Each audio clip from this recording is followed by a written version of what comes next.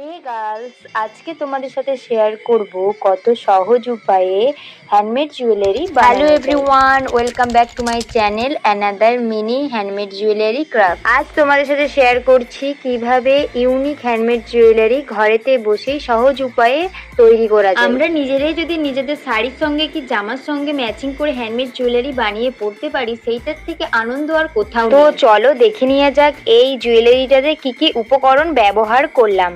First material ব্যবহার করেছি একটা শক্তপোক্ত কার্ডবোর্ড, যেটা আমরা শাড়ির ভাঁজে কিংবা নতুন জামা কাপড়ের ভাঁজে পেয়ে থাকি। দ্বিতীয় ম্যাটেরিয়াল হিসেবে এখানে আমি ব্যবহার করেছি ফেব্রিকের কাপড়, যেগুলো সুতির কাপড়, আর তার সাথে ব্যবহার করেছি আঠা।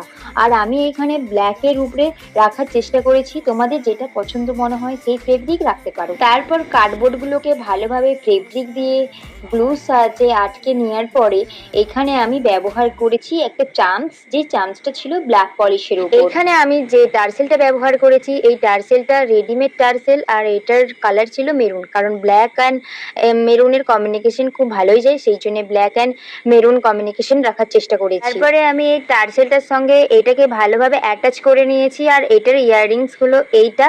তোমাদের কেমন লাগলো অবশ্যই জানিও, আমার তো খুব পছন্দ হয়েছে। আর তোমাদের যদি ভালো লাগে অবশ্যই লাইক করে দিও আর পেজটাকে সাবস্ক্রাইব করে দিও।